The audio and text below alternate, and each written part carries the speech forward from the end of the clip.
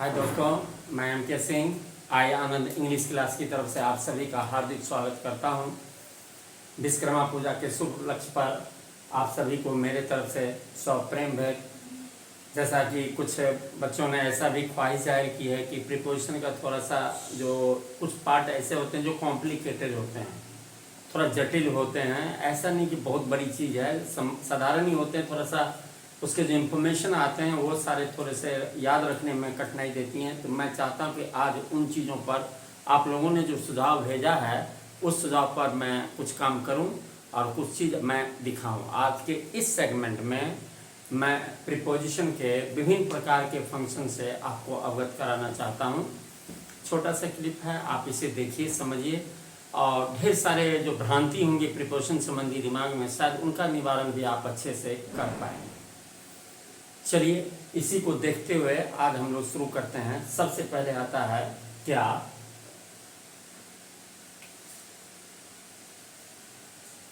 एक प्रीपोजिशन है common, after. After preposition बहुत लोगों को पता है, जो नहीं भी पढ़े हैं उनको भी पता है आफ्टर बिफोर के बारे में, लेकिन इनके मुश्किलात कहाँ आते हैं आप इसे समझेंगे। पहले इसके समझें। आपको पता है, मुझे पता है कि आप जानते हो इसका मीनिंग क्या है। खुशी है इस बात की कि आपको पता है इसका मीनिंग, आप जानते हो क्या है। तो याद रखे जाएं, प्रीपोजिशन आफ्टर का प्रयोग जो आप जानते हो अच्छी बात है, लेकिन उसमें ऐड कर लो अपनी जानकारी में क्या कि प्रीपोजिशन आफ्टर का प्रयोग 3 अर्थों में होता है, केवल 3 अर्थों में। अंग्रेजी के किसी भी सेंटेंस में अगर आप प्रीपोजिशन आफ्टर को लाते हो तो आफ्टर 3 अर्थ में ही आ सकता है, क्योंकि उनके 3 अर्थ का ही प्रयोग संभव माना गया है। चलिए वो अर्थ क्या क्या होते हैं वो मैं आपको बताता हूं। एक अर्थ है प्रीपोजिशन का लेटर, एक अर्थ है प्रीपोजिशन का फॉलो, और तीसरा अर्थ होता है इसका अकॉर्डिंग टू।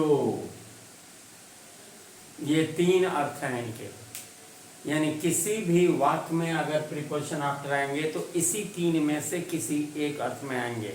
मजेदार बात यह है कि बहुत सारे लोगों को ये पता है लेटर और फॉलो का अर्थ में आफ्टर आता है, लेकिन ये बात बहुत कम लोगों को जानकारी आती है कि प्रीपोजिशन आफ्टर का प्रयोग अकॉर्डिंग टू के अर्थ में भी होता है। यानी जब उसको हिंदी में लाते हैं तो लेटर मतलब क्या होता है, के बाद, के बाद।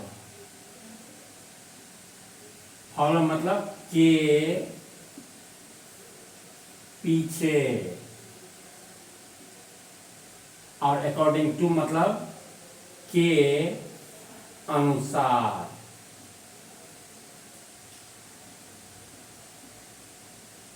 तो आपको भी अटपटा लगता होगा के अनुसार। इमेजिन कीजिए, दिमाग में लगता ही नहीं होगा कि आफ्टर का अर्थ के अनुसार भी होता होगा, लेकिन होता है। अभी इसको हम लोग समझेंगे। लेटर, लेटर मतलब क्या होता है, समय के अर्थ में के बाद, समय यानी के बाद जो लेटर जो आएगा वो किससे रेफरेंस है, के बाद का मीनिंग लगेगा तो समय के अर्थ में।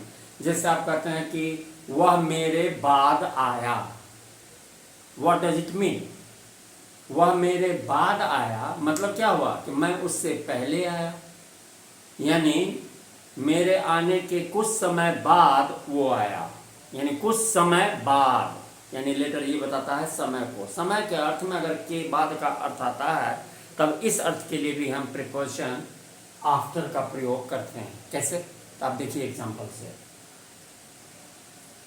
ही केम, वह आया। मी,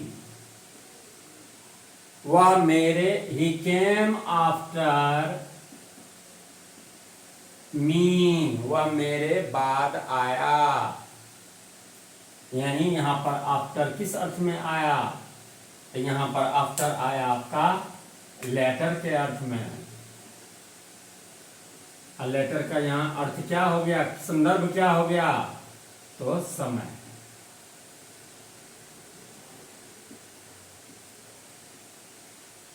यानी ही केम, वह आया, आफ्टर के बाद, मेरे बाद, वह मेरे बाद आया, यानी मैं उससे पहले आया, यानी मेरे आने के कुछ समय बाद, कुछ क्षण बाद वो आया, यानी समय का रेफरेंस में के बाद।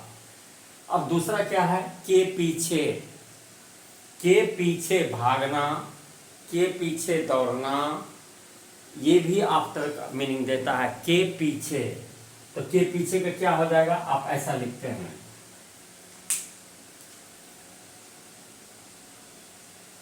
Please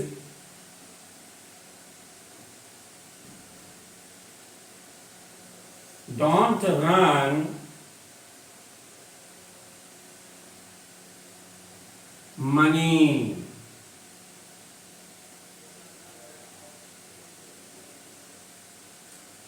please don't run money, पैसे के पीछे मत भागें, पैसे के पीछे मत दौड़ें। के पीछे, के पीछे, यहां पर भी आया के पीछे।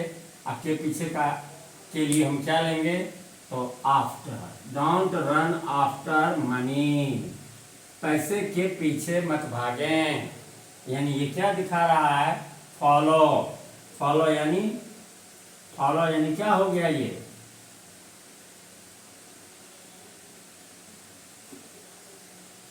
तो ये क्या हुआ, स्थान।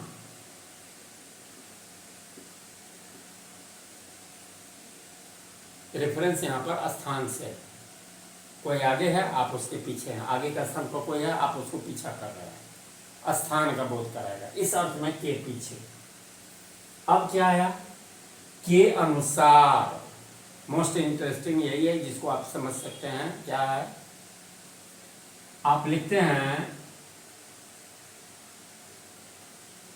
Right Mahatma Gandhi what can a student do, write dash Mahatma Gandhi what can a student do। Mahatma Gandhi के बाद लिखे, यहाँ आफ्टर लगाएंगे हम, आफ्टर का तीनों अर्थ दीजिए, देखिए आप समुचित अर्थ स्वयं निर्णय ले लेंगे आफ्टर का मीनिंग क्या है। महात्मा गांधी के बाद लिखें कि एक विद्यार्थी क्या कर सकता है, महात्मा गांधी के पीछे लिखें कि एक विद्यार्थी क्या कर सकता है, या आप ऐसा कहना चाहेंगे महात्मा गांधी के अनुसार लिखें कि एक विद्यार्थी क्या कर सकता है। तो यहां पर आपने किसका रेफरेंस लिया, यहां पर आफ्टर का सेंस क्या है, तो अकॉर्डिंग टू।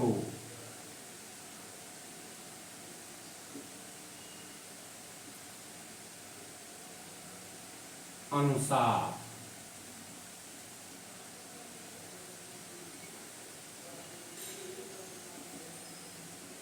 इस तरह के बारीकी को, इस तरह की चीज़ों को अगर आप अच्छे से समझ जाओगे, थोड़ा सा भी कंफ्यूजन होगा दूर हो जाएगा। ये दो चीज़ें तो आप पहले से शायद आपको पता ही था कि आफ्टर मतलब के बाद होता है या के पीछे भी होता है, लेकिन के अनुसार होता है।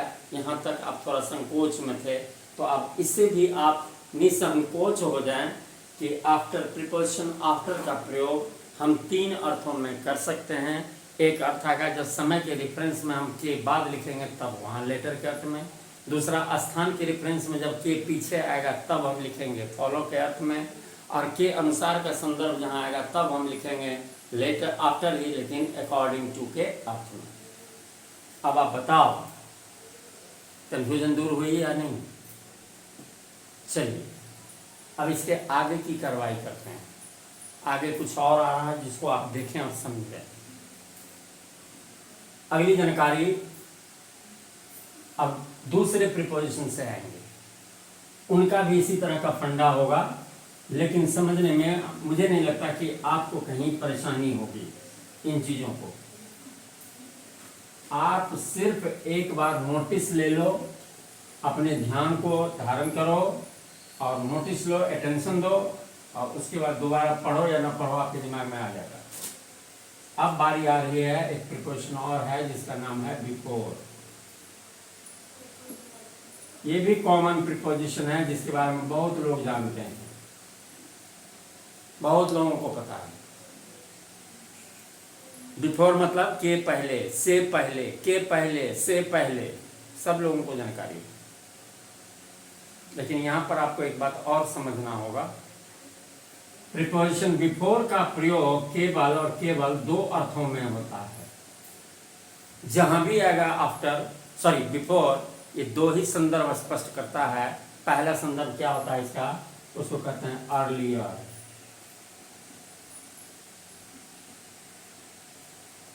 और एक क्या होता है, इन फ्रंट।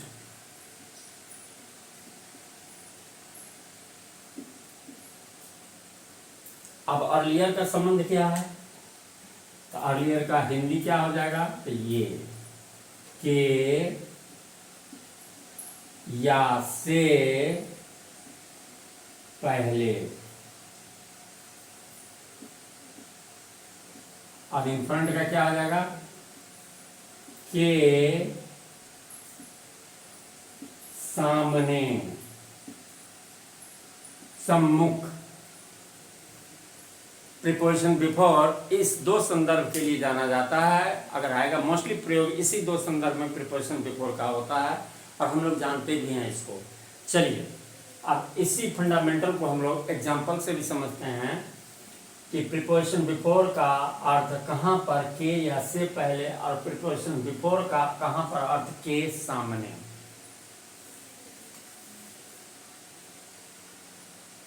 जैसे आप लिखते हो, अब खुद जज करो इसको, सी कैम मी, सी कैम वह आई, मी वह मुझे से पहले आई, वह मुझ से पहले आई। या से पहले का अर्थ का क्या है, अर्लियर। अर्लियर का अर्थ में कौन सा प्रिपोजिशन यहां लगेंगे, सी कैम बिफोर मी। और यहां पर क्या हुआ, ये भी, ये रेफरेंस किसका है, तो किसका है, तो ये रेफरेंस यहां पर भी समय का है। यानी जब मैं वहां पहुंचा तो हमसे पहले वो आ गई थी, समय का रेफरेंस, यानी अर्लियर। और आप क्या लिखते हो, ऐसा, प्लीज पुट द केस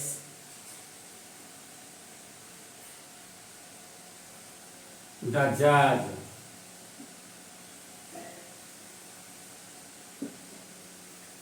कृपया मामले को जज के सामने रखें, कृपया केस को जज के सम्मुख प्रस्तुत करें।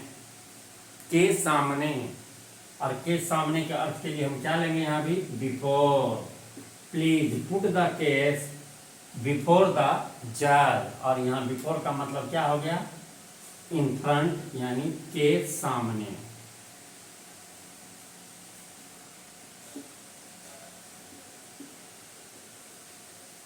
अब यहां पर आपके दिमाग में एक भ्रांति आ सकती है, सर इन फ्रंट का मतलब भी तो होता है के सामने, तो यहाँ पर इन फ्रंट भी डाल देंगे, please put the case in front the जज, ये भी तो सही हो जाएगा। अब यहाँ पर दिमाग को थोड़ा सा विराम दें और सोचें, याद रखे जाएं।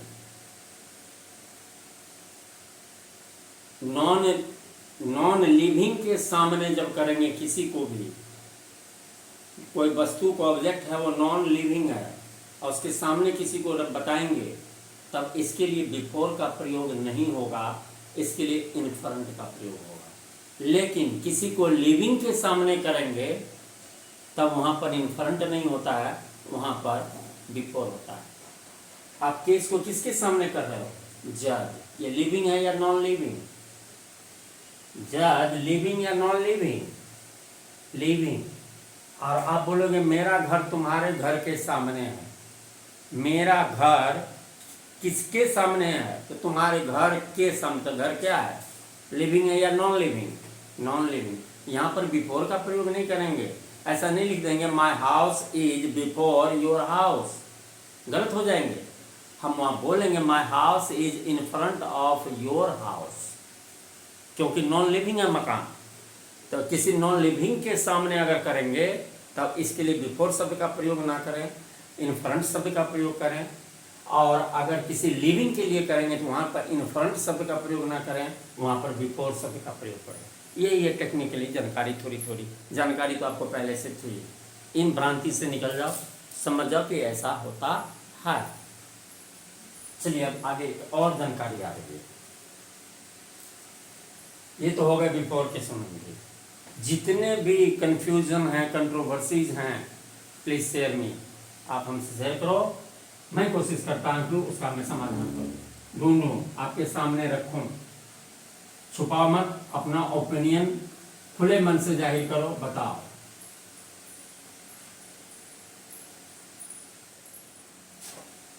चलिए एक प्रिपोजिशन और मैं लेता हूं आपको।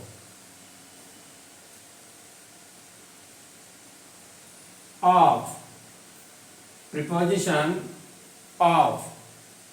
एक और प्रिपोजिशन होता है, उसका भी उच्चारण ये है, ओ एफ, ऑफ। उसके बारे में नहीं, O double F, O F F, off का प्रयोग दो अर्थों में होता है।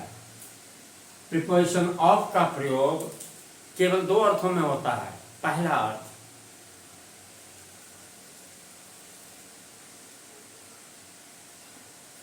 क्लोज, और दूसरा अर्थ अपसेट। क्लोज मतलब क्या हो गया, यहां हिंदी हो जाएगा क्लोज का बंद या समाप्त।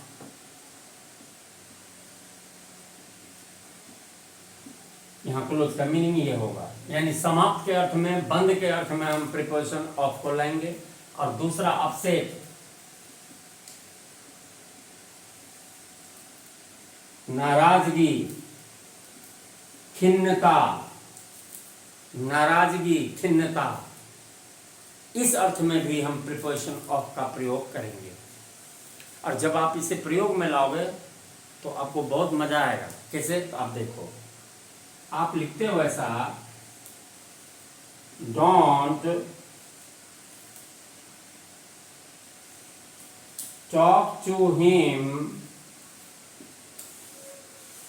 बिकॉज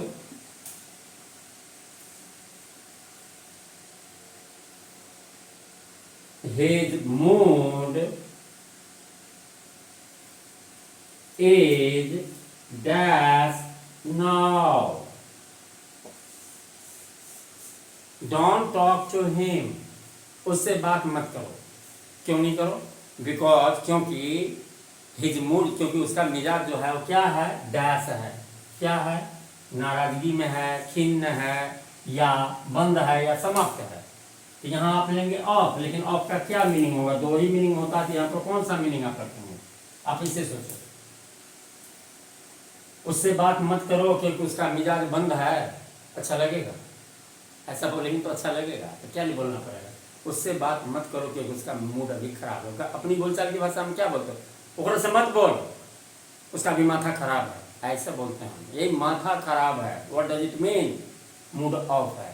कुछ ऐसी बातें हो जाती तो अपने दोस्तों के यार दिमाग में खराब मत कर, मूड अभी चढ़ा हुआ, मूड ऑफ है, बेकार माथा में टेंशन ले रहा है। जैसे यही सेंस है नाराजगी, खिन्नता का, चिड़चिड़ापन का। और दूसरा यहाँ पर इसका मीनिंग क्या आ गया, तो मीनिंग क्या आ गया, नाराजगी।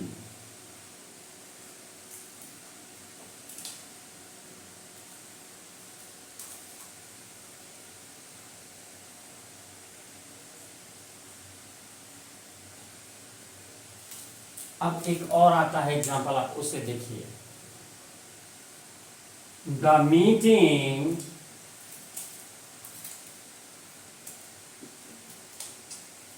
was dash when I raised there. The meeting was dash. जब मैं when I reached there, जब मैं वहां पहुंचा तो सभा डैश हो गई थी। क्या दो मीनिंग है, ऑफ तो होगा ही, लेकिन ऑफ का मीनिंग क्या होगा ये पकड़ना है आपको। वहां सभा नाराज हो गई थी या सभा समाप्त हो गई थी, सभा बंद हो गई थी, क्या बोलेंगे आप? यहाँ तो ऑफ लगाएंगे, द मीटिंग वॉज ऑफ, लेकिन ऑफ का दो में से कौन सा सेंस लेंगे? नाराजगी का। जब मैं वहां पहुंचा तो सभा नाराज हो गई थी, ऐसा बोलेंगे क्या? जब मैं वहां पहुंचा तो सभा समाप्त हो गई थी, खत्म हो गई थी, बंद हो गई थी। तो खत्म होना बंद होना यहाँ पर मीनिंग हो गया इसका, यानी क्या? बंद या समाप्त।